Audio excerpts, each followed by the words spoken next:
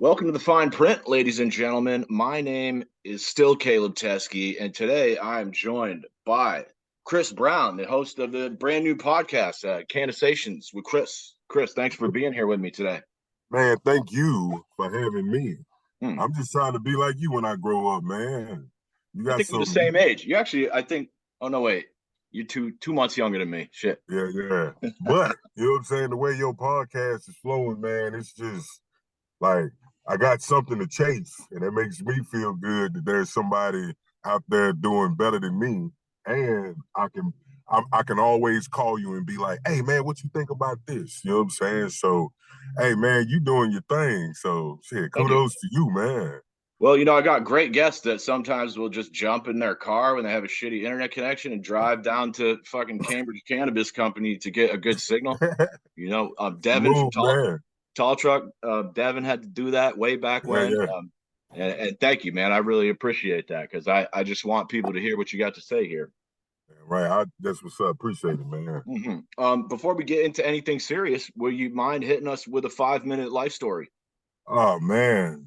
Born and raised all the way in Virginia. uh Born and raised in Virginia, moved around, joined the military, did a traveled the world for, you know what I'm saying? Got out, moved to Vermont, and I planted my roots here because it's just a great place. It's quiet. There's not a lot of stuff going on. You know what I'm saying? And it's kind of what I needed. You know, being from where I've been and stuff. So moved to Vermont and was living in Essex for a while. And I bought a house up here in Jefforsonville because I wanted to be away from people because being in the military and other ventures in life, you're basically always around people. And at the time, I was working with people, so I didn't want to lose that love, for dealing with the public. Too So I much bought a people. Too much people can too fucking much kill the people. fun. Yeah, too much. I get tired of everybody. But so I bought a house up here, and when I bought it, there was this room in it that was kind of small. And I was like, maybe I can make this into an office of some type, like I have my business, my wife have her business, we run it all out of here. And so in this room, I was like, I want to make it original. I want to make it mine. You know what I'm saying? So unbeknownst to me, I was just start putting up stickers, but unbeknownst to me, I was making a podcast room and started doing voiceovers and stuff. And I, cannabis was becoming legal in Vermont, and I was like, okay, this is the perfect time, and I can slide in, be a voiceover, be the voice of cannabis in Vermont. And that was immediately shut down because the promotion of sales of cannabis is illegal on the radio and TV, and that's kind of like my market. So that kind of like really hit the brakes on me. But then, lo and behold, when one door closes, another one opens. And I was like, well, how about I create a platform? And I started my own podcast, Cannasations with Kris, and where I'm just bringing everybody from seed to sale, and everybody in between to come on and talk about what they're doing. Uh, Cannabis still has this stigma behind it. I just met a guy yesterday when I told him what I was doing, and he was like, "Oh, you guys in cannabis." And I'm like, well, You it's people. legal. That's what I ain't gonna front. I started to be like, what the fuck you mean by that? But it still has this stigma behind it. And really it's a seed that you put in the ground, give it love, nurture it, and it gives you what you put in, and then you dry it and smoke it. Like it's not like I'm out here growing cocaine plants or people growing heroin trees and stuff like that. It's just weed. You know what I'm saying? Do they So got those? I was about to have that, you know what I'm saying? But I mean, that's the one thing I wanted to contribute, is showing the right side, because a lot of these companies out here are doing positive things in the community. And it's not like they running drugs from here to there or they running out at night and stuff like that. but they're really being positive contributions to the community. And I want to give them that time to, you know what I'm saying, and talk about what they do and what they got going on. You know, it's funny you mentioned that because when I started this, that was never my intention. I was really kind of on a selfish quest to figure out how the government operates and how they fucking screw us. And this was kind of the weed story was kind of just a conduit to do that through. But as I started doing it and started meeting all these people, like I got set up with Forbins like way back in April, and he just like pointed me around and gave me some leads. And as I started doing all these interviews, I was like, and people start thanking me. They're like, dude, thanks for everything you're doing for the community. And in my head, I'm thinking like, this wasn't for you guys. This was for me. But like, I actually like I'm feeling the love now. And now like I want to do it for you. I'm glad that people like think of me in that light, you know, to get respect from fucking dudes that have been growing for 20 years is that's kind of a nice boost of confidence, you know? Exactly. It's funny because I just had my, me starting this podcast. I went out, I was like, hey, I'm starting a podcast, just trying to get the word out. And I just had my first guest hit me up and was like, I want to come on your show. I've listened to it. It sounds good. Everything is amazing. So I want to come on your show. And it's really like a confidence boost, if you will, to know that you're doing the right thing and people are viewing you that you're doing the right thing. You know what I'm saying? So yeah. Who was your first guest? My actual first guest on this podcast was Marlena Tucker Fishman from the Zen Barn. I wanted to highlight, I definitely I want to highlight everybody in Vermont, but I want to with Black people, we already are associated with the negative side of cannabis No, and look at just you being smoking blunts. damn right. Jeez. Hey, Having dreadlocks. some stereotypes are official. Nah, but I want to highlight my people, you know what I'm saying? Because it's funny because there's like 6 or 7 Black people in the cannabis community and they're just so, you know what I'm saying, hidden. But I want to give my people and everybody just that platform to talk about what they do. Like you're not running drugs, you're not running pounds of weed on the black market at 2, 3 in the morning. You have an establishment that you can sell out of. You can run 2 or 3 pounds out of there. Exactly. So yeah, man. Well, the good thing being in Vermont is you could probably interview all the Black people in like 2 weeks. I already got 25% of them. I think I got at least another 5%. You're at least, yeah. Yeah, and that's one thing we talked about for sure was like it's something that really like growing up here, like when you're a kid, you don't really notice it, but like, even going to live in Worcester, Mass for college, it's like, oh, hey, there's some Hispanic guys, there's some Asian kids, there's some Middle Eastern kids. Like, good luck going outside. Like, if I go outside in Vermont and I see more than like one person that isn't white, I'm like, holy shit, we solved racism or something. Like, it's so undiverse. They're on the Dude, way. I wanna meet different people. It gets Right. boring just hanging out with a blizzard of fucking white people. Said a blizzard. I mean, mine was the same way except reversed. Like where I come from is we got everybody. And then when I moved to Vermont, it was like there's nobody, there's no Black people here. You know what I'm saying? But still in all, even though it wasn't it I mean, I've had like maybe I've lived here almost since 13, so almost 10 years. And I've had like maybe 2 assholes, you know what I'm saying, that I had to deal with, and to say the least. That ain't But bad. you That's know what fewer I'm than I've saying? dealt with. Huh? That's fewer than I've dealt with. Exactly. So you know what I'm saying? Like, I'm really not, this is a great place, man. This is prime living. I tell my family, like, why you live in Vermont? I'm like, man, this is quality living up here. You come up here and you'll see why. So You know what what I'm saying? about Virginia? Was that a little rough or what? Well, where I was at, it had definitely rough spots. I'm from Martinsville, but it wasn't so much. It was definitely rougher than Vermont. It's funny because everybody that I've that's mentioned it was like Rutland is, they call it Rut Vegas. And when I went down there, and I was like, man, it's kind of nice down here. But when you take those left and rights off the main street, that's when things get a little sketch. But you know what I'm saying? It's still a nice area. But Martinsville isn't bad, but it just has bad times, and all the companies have left, and things like that. So you know, but definitely, I'm glad I live here. Hmm. Yeah, and I mean, I know we talked about the cops before when we were at your house, but I feel like you're the first person of any color to tell me you really haven't had any trouble with the cops.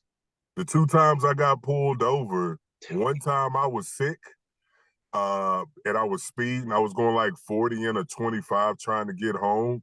Criminal. And just as I pulled over, I opened the car door and threw up.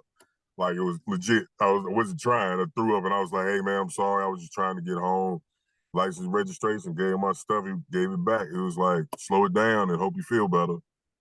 The Wait, second one, he watched you puke out of a car, and he just let you go. I could have been drunk, but I'm like, Wow. I'm not. You don't smell it. It was like 5 a.m. That is kind of drunk time return home, but I was coming home from work. I was a baker at the time, and I didn't have the people's phone number, so I went there and then drove home. And he was cool. But the next one, like the second one, he popped over the hill like this. And I slammed on the brakes. And I was like, "Hey man," but then come to find out it was a radar gun, and like an elephant gun, but it was a radar gun. And he was like, "Hey, this is being recorded for your protection. You got license, license, registration, insurance, and stuff like that." And just as I'm getting everything out, another car fly by. Yow!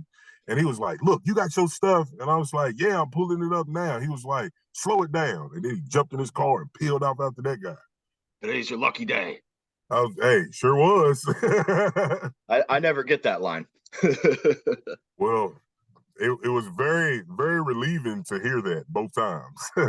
Do you think they're calmed by your smooth voice, or do you think they're intimidated by the size of you? Well, it has to be the voice because I'm usually in the car. You know what I'm saying? So if I step out, I think the intimidation factor would raise just a little bit. Exactly. Would raise just a little bit, and they might be, "How you doing, sir?" Yeah, So, yeah, but good call. yeah, stay in the car. Show my Uh, hands. I want to rewind a little bit because I always rifle through my guest social media to try to find something interesting, and it looked, boy, I was looking through some of your culinary work there. It looked like you were serving up some fucking tasty plates, man. Oh yeah, man. So I actually, it's funny.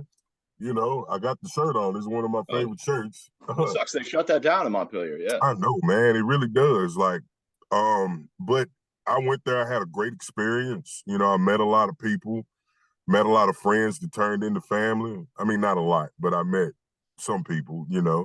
Um, but it was, yeah. I love cooking. I'm always my thing is I love to grill. You know what I'm saying? Like when I'm at home, I love to. If it's -3 degrees, that grill gonna be warm, so I can stand out there. You know what I'm saying? But yeah, I went to New England Culinary, got my associates in baking and pastries, and then got my bachelor's in food and beverage business management.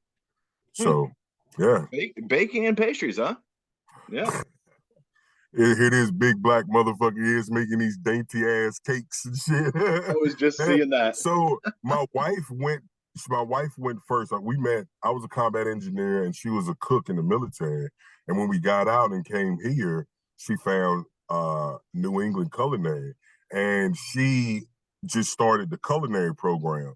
And then we came up with the brainiacal idea that I should go too, and I go be baking and pastries. Do And then dessert?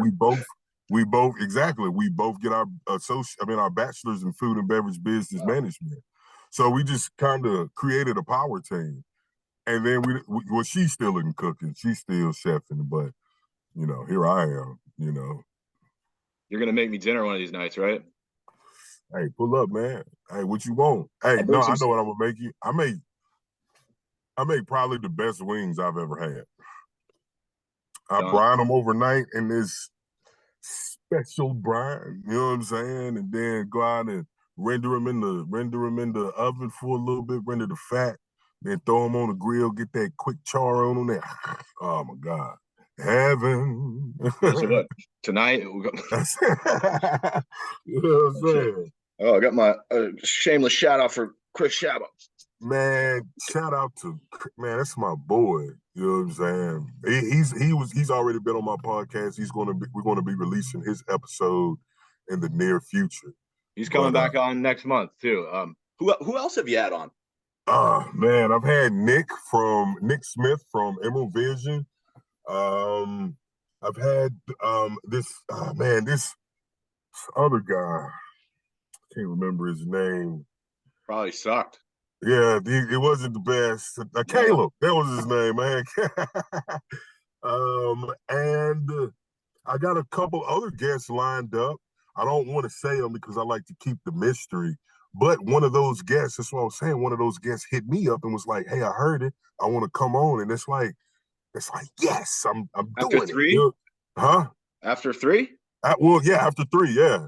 Damn, it took me like 5 months to get somebody to finally be like, all right, I'll come on the show. Stop it. Damn. So how do you feel like it's going? I feel like it's going good. You know, it's something that I have to put the work into.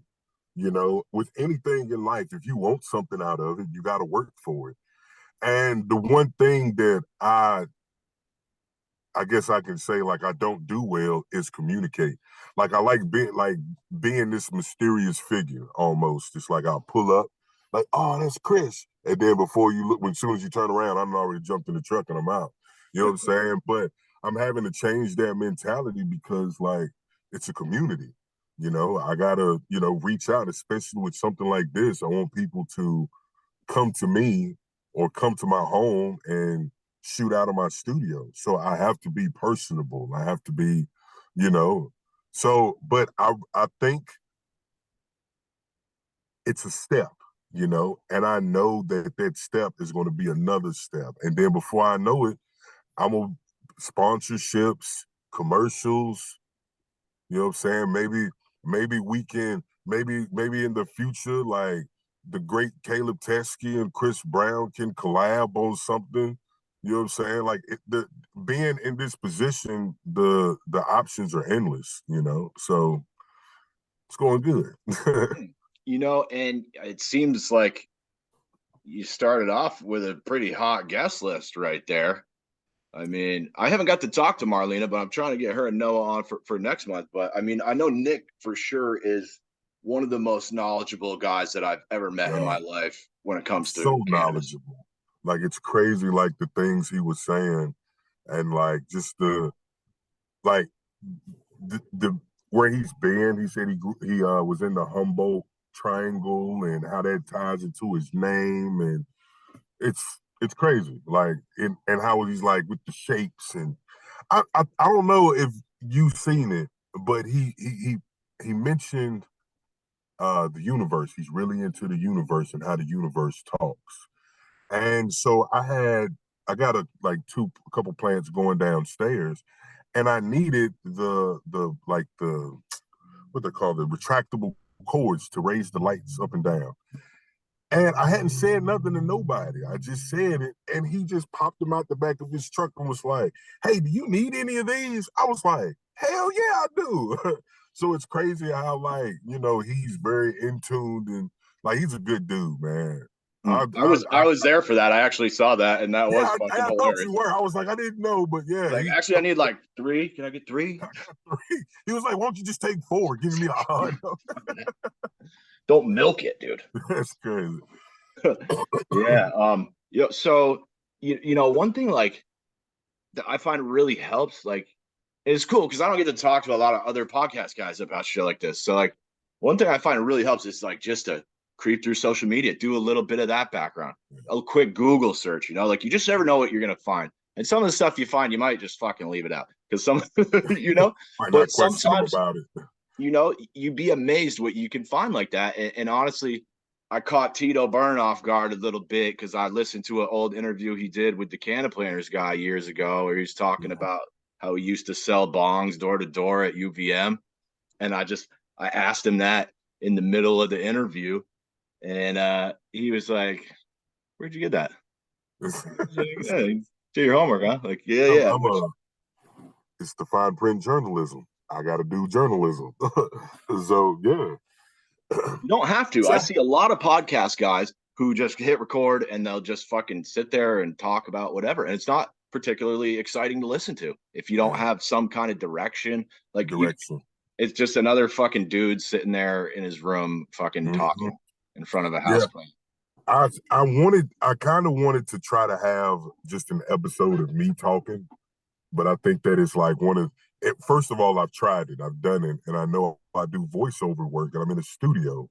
But when you're outside the booth in your interview room, and it just seemed a little weird that you're just sitting there, just talking to yourself, recording yourself. You know, and so that's why it's a good practice, dude. And honestly, I'm gonna start dumping out because people have been asking me to do that, and I think it's a good idea just to practice. Like, I don't know, pretend you're talking to a crowd, public speaking. You know, like people have asked me, they're like, "Hey, what about like a weekly update? Like every Friday, you just record a video of yourself and you talk about all these fucking updates from the control board meeting or something like that, you know?" And I actually thought that was an interesting idea. And if you could get over the awkward feeling of it, I think that's something that people would probably check out.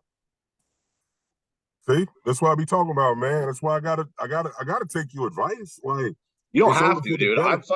I'm free balling this whole thing, dude. I really, well, you're hanging pretty good, my guy. If you're free balling, you're hanging pretty good.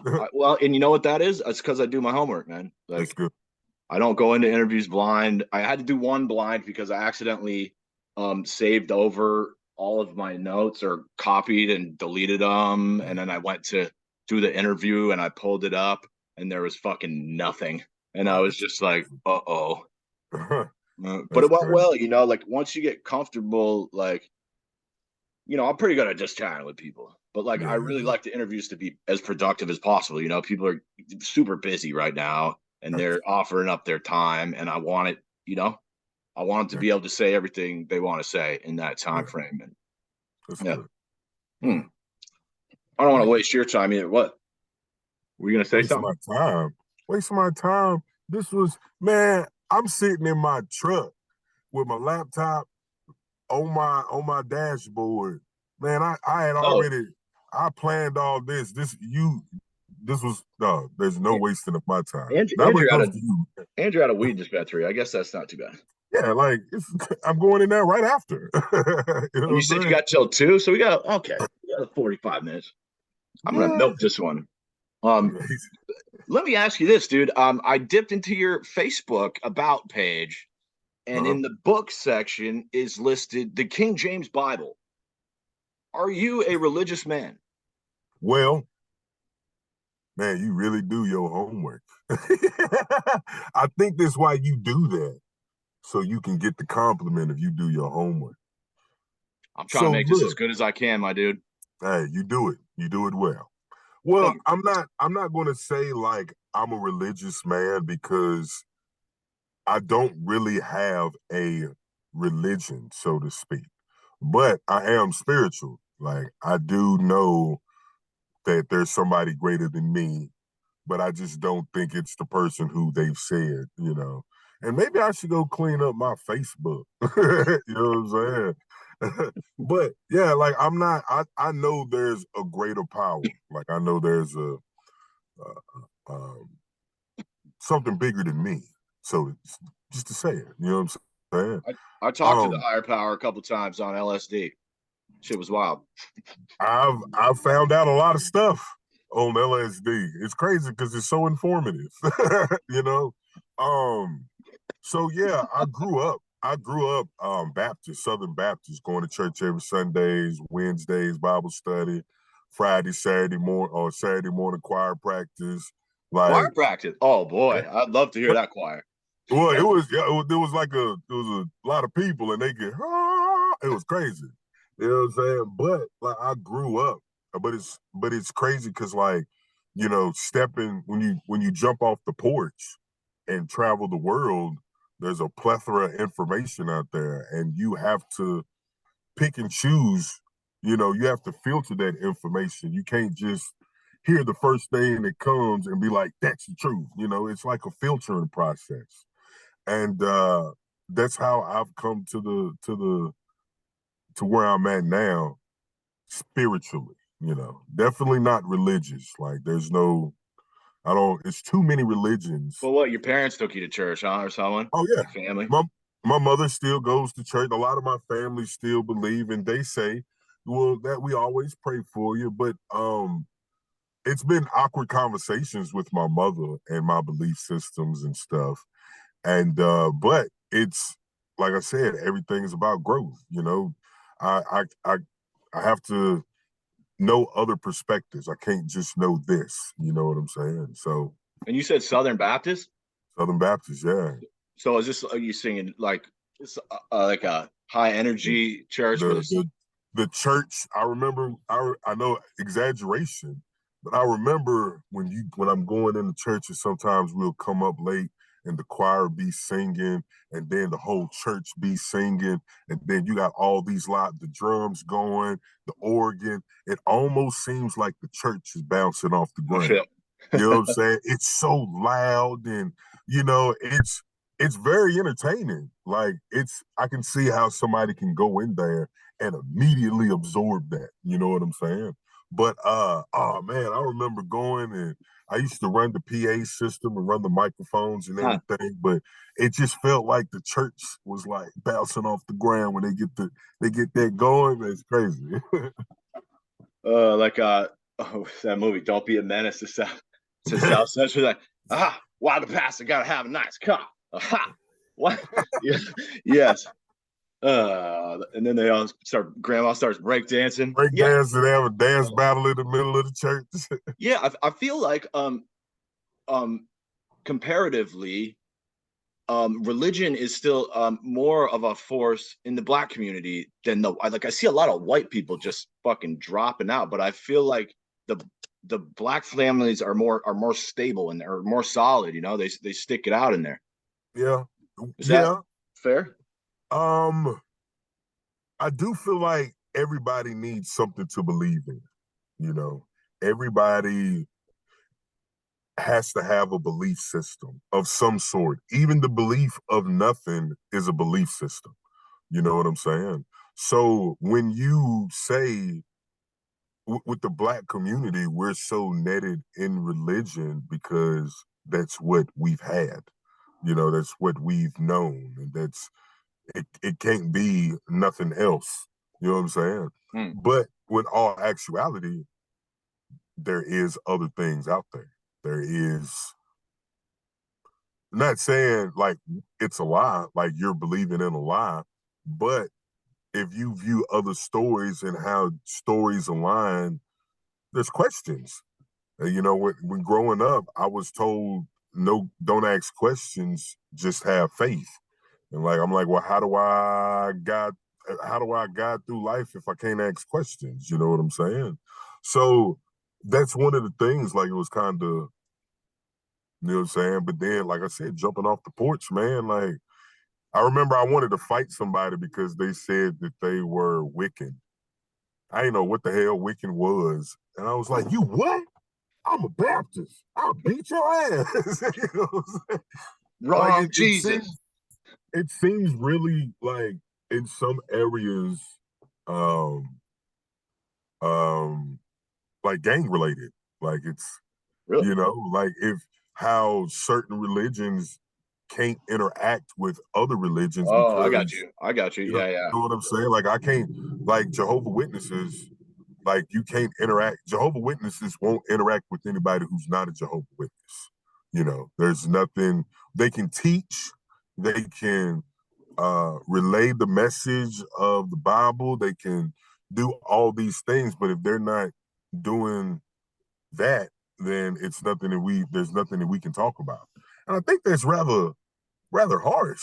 You know what I'm saying, to say the least. Like, but that's your belief system, and if you ain't meant to be in my life, then I'm good. You You know what I'm know, saying? I'm okay. I hate it, but it is what it is. my mom's used to drag us to church because, like, until we were, I don't know, when we were really young, like 4 or 5, maybe 6, I don't know, Yeah, yeah, 7 tops. Like, grandma used to go to church, and grandpa was a military guy, so they would go to yeah. church.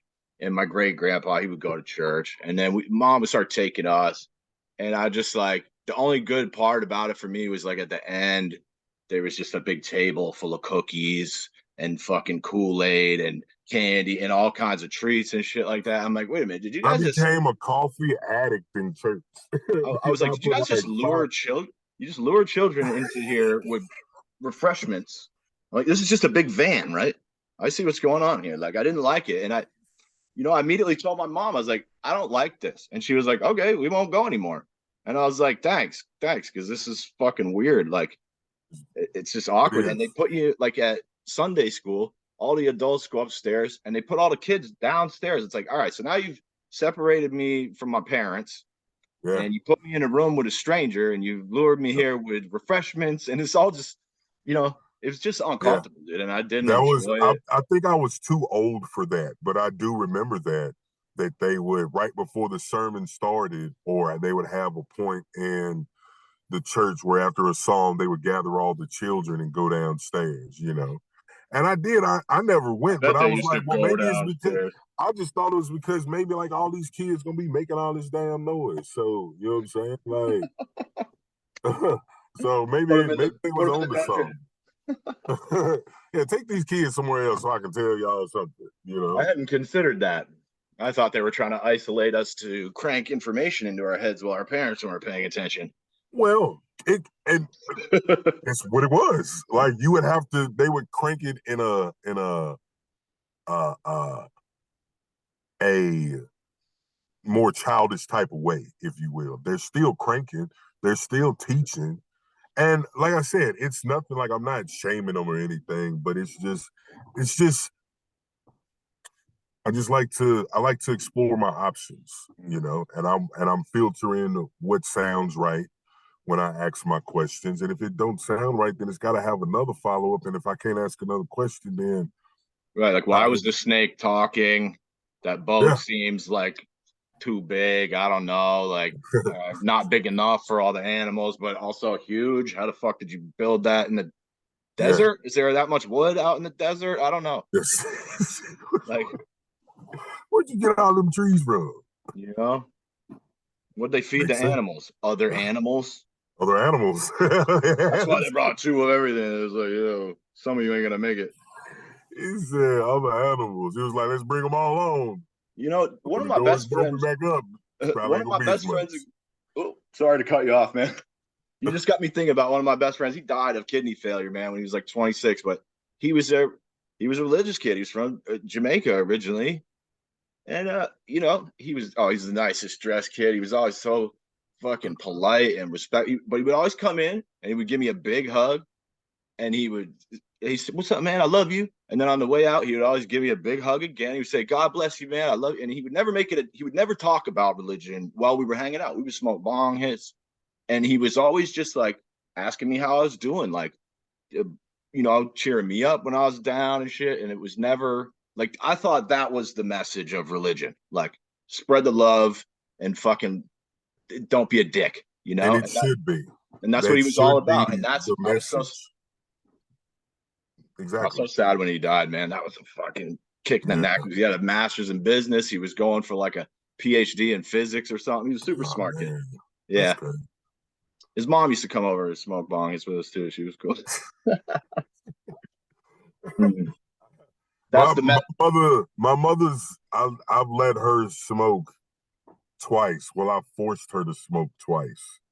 And the last experience, it wasn't the best. So she's like, I'm done. I'm never smoking again. But she's still open to the option of edibles, and she's trying to get the CBD rubs for joints and stuff like that.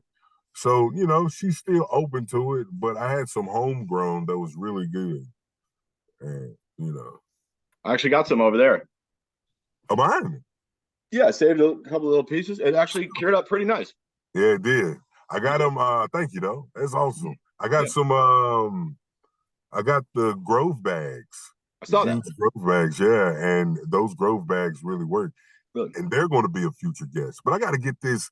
I got to get this down. You know what I'm saying? I got to I met figure those out. guys. I got his number, Kyle or something, I want to Yeah, that's say. who hit me up, Kyle. I met him at the Um, Headies in April. yeah, and he gave me a bunch of bags. And I next time I seen him, no, I emailed him. Um, but I told him that I found some weed that I had in my basement that was in this tumbler that I made. It was like maybe a half ounce, almost an ounce.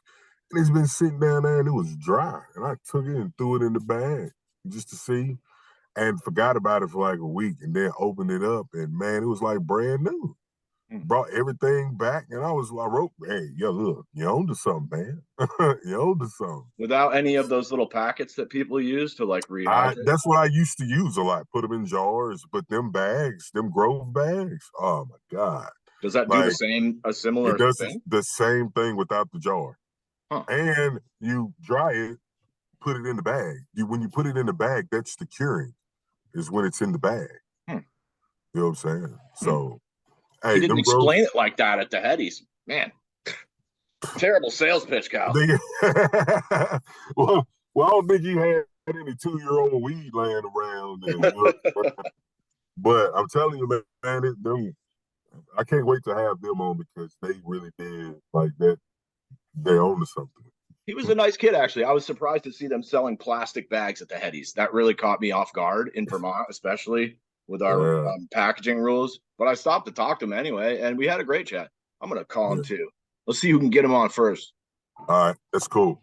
Oh damn, you already got the one up because you got the online. All right, I gotta I go got his home and start phone my number. I shit. got everything. I got his email. Hell yeah. My Give Rolodex me, is thick. all right, we will you ask your next question so I can figure Oh out fuck! what You're. I I'm curious if you're down to talk about your military service at all. absolutely. Sure, I'd love to talk to the veterans about as much as they care to share. Yeah. Well, it started. Uh, I knew I had to get out of Virginia. You know what I'm saying? And so there was, you ever watch the old Army commercials? Like they used to look so cool, right? And there was this one commercial they had where it was like the full moon, the full yellow moon with the woods, you heard the crickets, and then they showed like the water, and then like 6 guys just came out the water with weapons like that. So first of all, me and my boy was smoking, and I seen this at a young age. I was like, man, that looks so fucking cool. And my boy was like, let's go join the military. And I was like, all right. And we went in there like 2 days later, blow, just You all joined the just smoking. military because of a commercial. Uh, yeah. Wow. Well, I mean, it was not because of the commercial. I mean, we had a conversation. It was a whole like, it wasn't like my family was military. It was more of I seen what I had available to me in Virginia or Martinsville, and I wanted to go other places. So we're the same Like age. If you were 18 when that must have been what, 2002? 3. That was a tumultuous time, I believe, in history. Yeah, I had to leave. I had to, and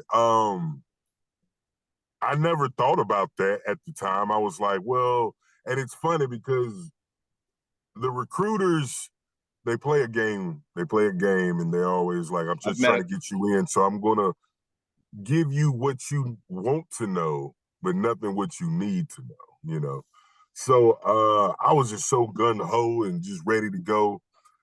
Joined as a combat engineer, and really didn't know much about it. I was just like, "Fuck it, I want to leave. Like, let's what go." As long as I ain't, you're working on yeah. vehicles and shit like that. Well, nah, combat, nah, not a, nah. That's definitely not what it was. I thought I was going to be working behind the line. The way it was presented to me is I was going to be working behind to go over to the front. All the soldiers, the grunts would be in the front, but I would be in the back. and I would be laying suppressive fire from from in the back. But so I'm going through basic because you got basic training, then you got AIT. So Where'd I'm you do going basic at? Fort Leonard Wood, Missouri.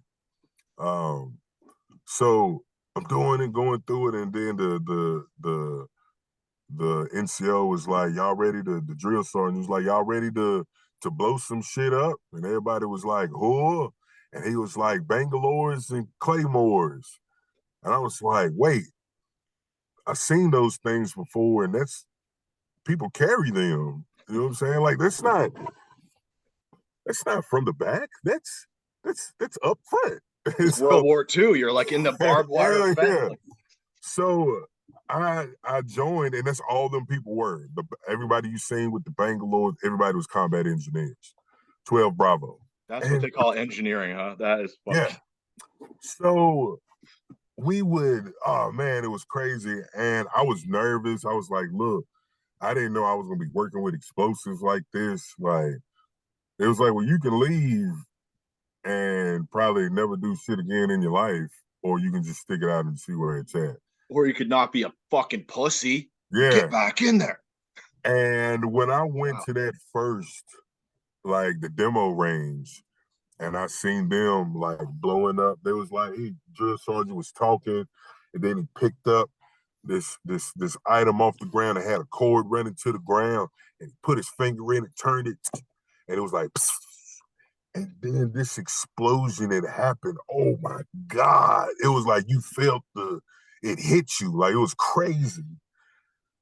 And I was like, hell yeah. So I just fell in love with it after that. And I got really involved in um, blowing stuff up. I liked it. I still have little thing. I'm a pyro.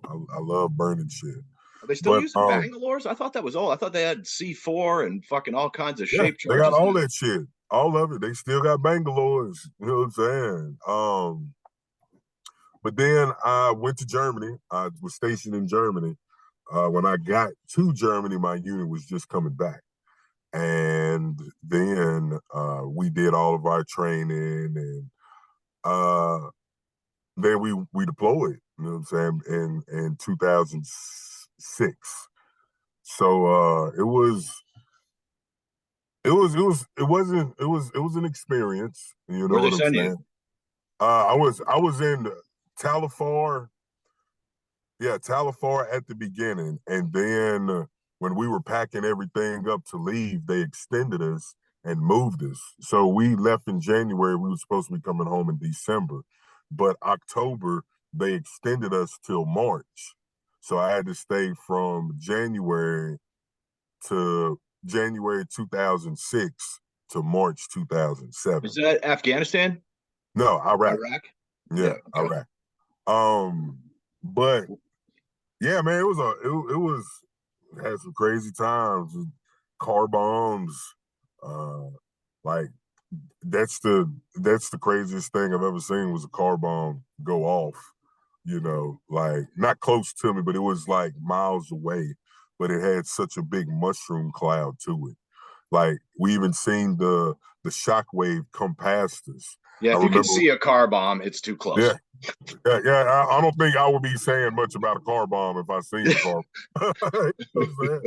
But I remember one time we were riding down a main road, and I'm pulling security this way, and I didn't see the explosion, but you seen the shock wave come across the sand. Damn. You know what I'm saying? And you're like, oh, it did. You it doesn't move the vehicle, but you definitely feel the vehicle move. You know what I'm saying? But man, explosions was crazy, man. Yeah, I had a couple of buddies over there. Yeah, I've definitely seen a couple of videos of just a video. Yeah. Like you can see the camera shaking in the Shake. videos, and Yeah. it's just like the intensity of it is just unbelievable. I can't imagine what it's like to. I probably shit my pants, dude. I'm not cut out for the military. I would Well, hide you behind would. you and piss myself. Oh hell yeah! I was a 240 gunner. I was if my gun was 26. My was 27.3 pounds. Chain fed. 7.62. I had 200 rounds on my front. I had 1,000 rounds on my back, and then The I had an fucking whole assistant nine. gunner. I had an assistant gunner who would carry my tripod and an extra 3,000 rounds on him. He doesn't get a So, gun? huh? He didn't get a gun? He just No, had to he carry your has a shit? weapon, but he Okay. also, because I'm carrying this big weapon, plus I need somebody else to carry my shit. Okay. You know what I'm saying? So I had somebody else also assist me with carrying shit, but I remember there's been a few times when I had to let all my rounds go. Like I only had like, hey, this is all I got.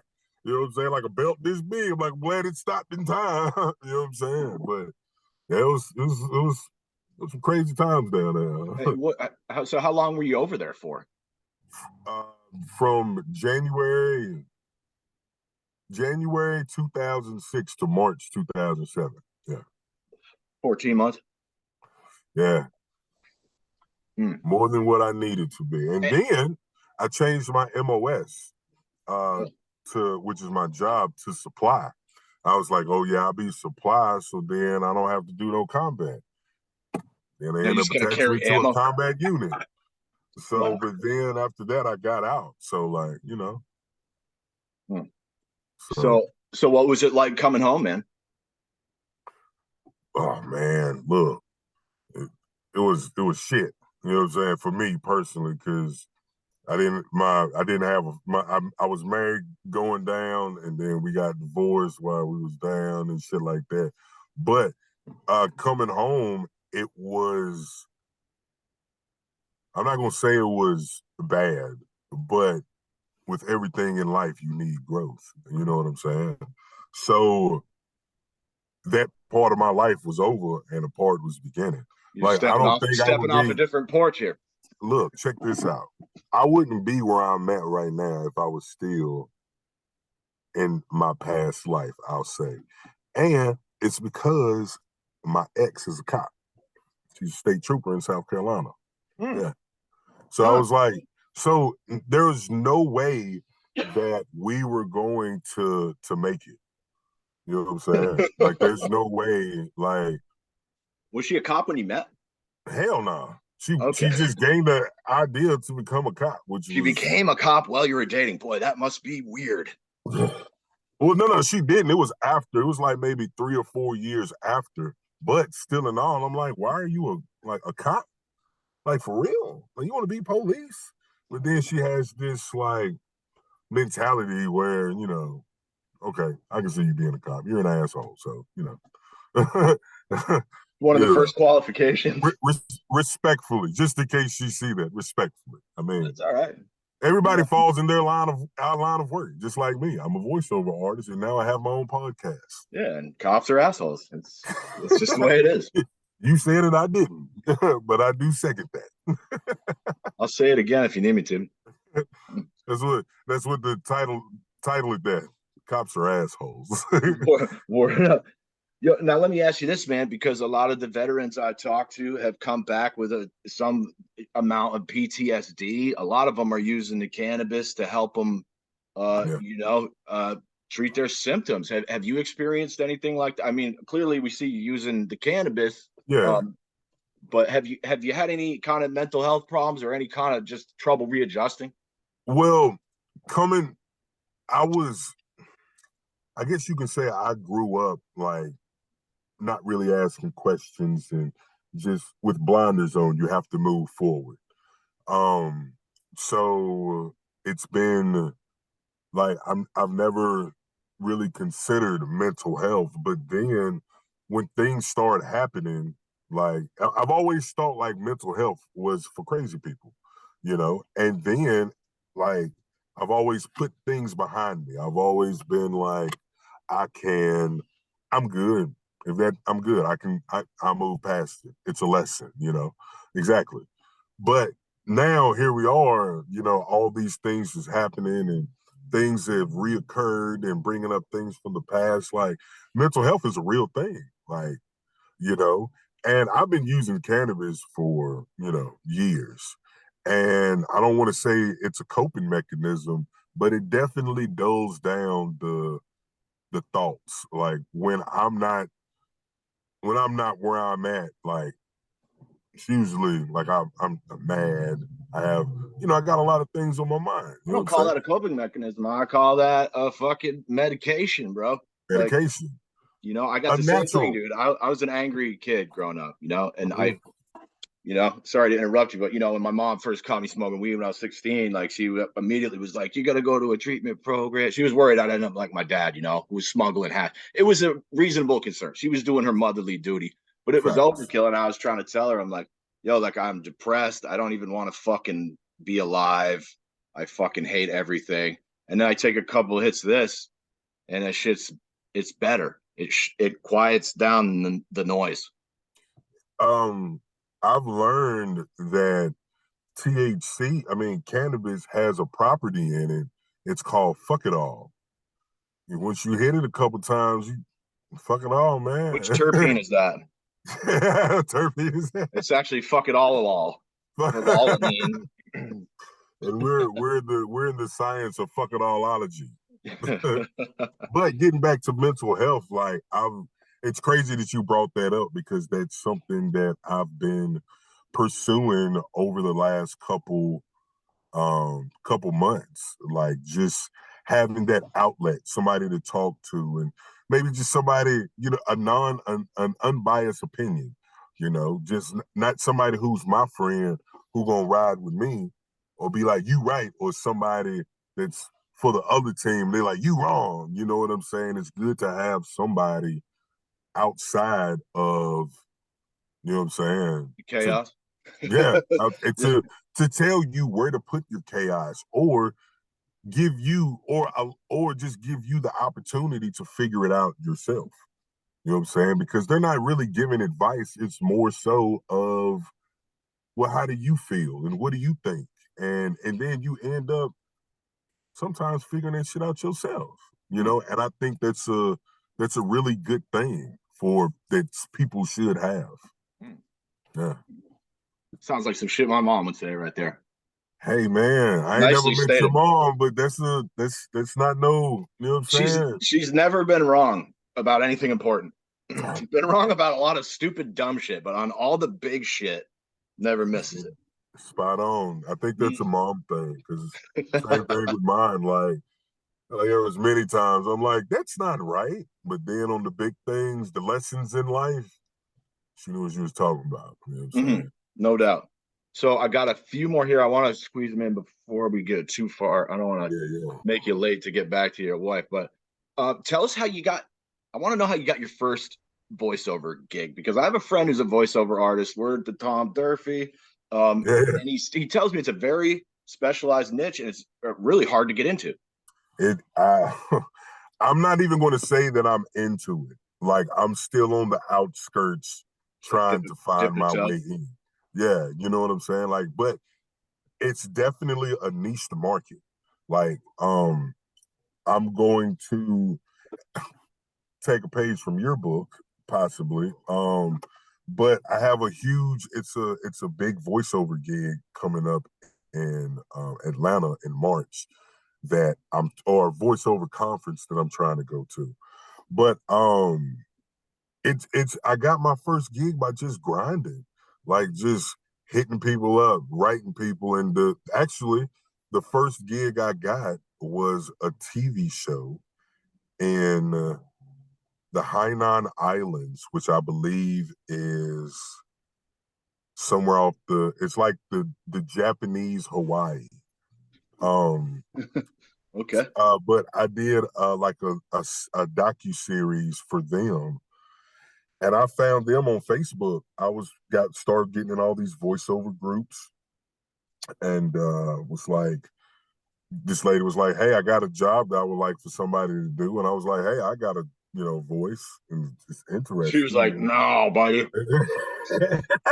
And she immediately jumped on it. She was like, "Yeah, I want." And so I did a docu series, and What, my you narrated a docu series or something? yeah, it Oh, was awesome. about the oh man, come on, don't drop it. It was oh, shit. It was She's about gonna. a film festival. Ah, I can't remember exactly all like the title of it, but it was about a film festival that's becoming a big thing. A lot of independent films. Um, being presented, and then how they watched everything. Like the whole week was on a beach. Like they would watch the movies as the sun, like after the sun go down. They would like it was a whole crazy experience, you know. And you got to go over there for that? No. Oh I no. just did. I was just reading it, and as I'm reading it, I would have to like go back and edit stuff because I'd be like on the beach. I mean, on the beach. You know what I'm saying? No, I can't keep that. Wish I was on the fucking beach. I mean, I on the know, on the man. beach. But then after that, I landed a couple gigs. I was supposed to. I'm not going to say I'm not going to be in a movie, but I just haven't seen anything done uh pertaining to it. But I was going to be. I met a guy on YouTube who said that he was doing a movie, so I became a character in his animation. But I haven't seen anything done with it, so I don't know. But I got a commercial with the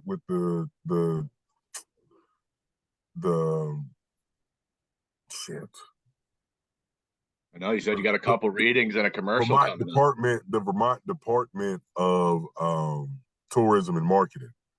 I did their winter campaign, and then it's just been like little stuff like after that. But it's definitely a niche market. Like it's hard to. It's not hard, but it's almost like you got to have the money already to get in. Well, you You know, got the money. It's right there. it's on the way. I tell you what, it's on the way, man. It's like you and Morgan Freeman and that guy from Forensic Files. Forensic Files. I fucking love that guy. He's a great narrator.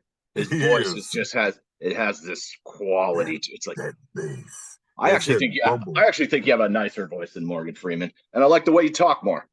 I appreciate it, man. And I'm gonna be honest with you. It's compliments like that to let me know that I'm doing the right thing, because I used to use my voice. My voice was a panty dropper at one time. Like I would talk to women with it. That's I how I almost got knew. naked the first time I came to your house. I'm aware. I seen your belly button. But like, and then I grew up and was like, wait, I can make some money off of this. You know what I'm saying? And that's where we're at right now. And the grind is hard, but I'm embracing it. Like, because there's going to be a time when I'm going to be like, man, back then I was really going through it, but I'm good now. You know what I'm saying? And that's another reason I have the podcast is it's the advertisement of my voice. You know, Get it so out there. Hell yeah, that's a great idea. yeah. I didn't even think of that. I should have. I don't know. Yeah. What an idiot I am sometimes. I mean, I wouldn't go that far. You No, just, for a super smart guy, I just miss some really dumb shit sometimes. It's like, really? So do you want to tell us who got you to read The Fucking Night Before Christmas? Because I put that on the other day, and that was fucking amazing, dude. well, that's my free. That is just the job that I wanted to do myself. It was a suggestion from a guy in my business group, but it's just he was like, you should do it. And I was like, you're not wrong. And so, I did it, and I didn't it sounded good. And I asked him to put the music behind It it, did and sound good. I fucking hate Christmas shit. And I put that on and I was like, boy, that sounds good, man. Even well, more. I'm glad I could bring you in the spirit of at least for 3 minutes and 45 seconds. I know, make shit I hate more enjoyable. That's beautiful. Like Exactly. that's a masterstroke. Thank you, good sir. I actually have a friend in Canada who's coming on at the beginning of January who has he plays music, he does theater and one-man shows, and he actually was doing some Christmas readings that were super killer. And maybe we'll form a trifecta. We'll throw in the Native American Canadian kid into the mix, and blam. We there. We got the power trio here. We got the power trio. I want to ask you also what happened, if I can. I don't know if this is something you care to talk about, but I'm curious what happened with the higher elevation commercial. Was that shut down by the CCB? I forgot all about that. Man, my bad, dog. No, you mentioned it at the beginning. I was trying not to bust out the good shit quite off the top. Yeah. I definitely. Nah, it's still there. Like it's not something that can go on TV. I mean, it possibly will, and maybe eventually, Did you put it on can. the internet anywhere? But well, so I think it is. I haven't looked, but I just seen it recently. But just in my, I think just looking for it to show somebody. Hmm. But yeah, it's still there. Oh man, they they donned me the voice of higher elevation. So whenever there's going to be anything voice related, like I'm trying to be there, I love those guys over there. They're fucking solid humans. Oh man. Uh um Kyle. I really like Kyle. That's my boy. Kyle's good shit. Yeah, yeah. uh, They got a beautiful shop too. Boy, they really did it nice in there. and that's the one thing that I noticed. I said that like you go into I'm not now, it's just becoming legal, so all these shops aren't going to have, you know, all these great things. Like I went to, I think it's Dirty Girl in Rutland. No, what's the Mountain one? Girl. Mountain Girl in Rutland. And it was kind of like a hood joint, you know what I'm saying? You go and sit in the thing, had a couple chairs, and you go, but it was just opening, but they really have like a concept over at higher elevation. They really kind of like set the standards by the floor plans and how everything's set up. You go in the waiting room. You got a little sitting area. Hey, this person's up. Come on up. Like I I've know been to they other bought those pipes from the Pipe Classic, Oh dude. my god, them things is crazy. I don't even want to get 3 feet close to them, just in case I breathe too hard. And like this, those pieces is amazing. I'm trying to get Kayla Winstar on the show right now. Oh man, that's She's gonna be amazing. awesome. That was fucking incredible. I saw her making some of that, and I was it's I fucking wish wizardry. I could have came down there. It was a busy week for me, man. Mm, mm. I Yeah, could have made some moves, but I was just busy. yeah, it It's was a good crazy. time. Tito Yeah. took me to an after party out on the I know, bay, and man. I could have got in too, but I couldn't get down there. I'm Tito's just got a lot of like fucking awesome friends. gonna get him up here too. Yeah, Hey, Tito's the man. plug me Good luck getting in. him. Good luck getting him in the house, but you might be able to get him on a. Boy, he's so busy. You got to I, book Tito like 2 months out. hey, exactly. I can do that. It ain't gonna stop. Mhm. I just um, won't. Yeah, yeah, man. would you like me to send you some guests? I'm not going to say no.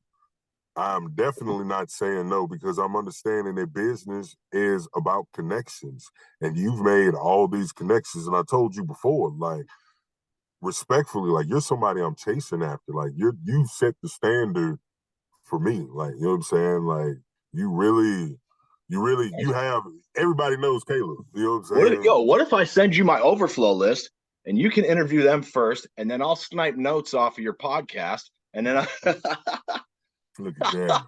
See what I I'm got so saying? many people, dude. The list is backed up so fucking far, dude. I have been trying so hard to. I was like, all right, let's get working, and we'll get once we get it down here, I'll refill it. But it just stays up here the whole time. It never It's gets smaller. it's good. That's good. You never want it to get smaller because when it gets smaller, then you got to That's what figure she something else said. out. Boom. Sorry, I had to jump in for that one. Got to. You got to. Hey, look, man, my computer about to die. Okay, That's tell me about if you got anything big coming up, if you got anything you want to shamelessly plug. I want to thank you for being here, for your time, absolutely, man. This was a fantastic conversation. Thanks for driving down the road. I man. always leave the last word for my guests. So if you got anything else, it's all you right now. Thanks, Kris. Well, look, like I said, Cannasations with Kris. You can find me on Spotify, Apple, and other listening platforms. I'm working with everybody from seed to sale. And bringing them on and talking about what they got going on. We're gonna smoke some good cannabis and have better conversations and have the best time. You know what I'm You saying? got an email or something where people could reach out to you if they want to come on your show? What's the best way to get a hold of you? Kris Brown, VO. But Kris is Kris. I cannot stress that enough. Kris Brown VO at Gmail. Because it's funny how people are I give them my email here, Kris Brown VO, and they type my email, and then they hit tab twice and type CHRIS. It pisses me off You're so like Kris much. Brown, that motherfucker that beat his girlfriend. Yeah, I was man, it pisses me off, and I'm like, He lives in Vermont now. He lives in Vermont. He's really off the radar. Yeah, man. Cannasations, man. What are you doing for the And if rest of you the need afternoon here? voiceovers, if you need voice, please let me know. What are you doing for the rest of the afternoon? I have something else. I have a meeting. Cool. Check this out. What about Friday? Friday's book. We'll figure it out. I'm going to stop this before we fucking ramble too much, but thanks again, man. Here,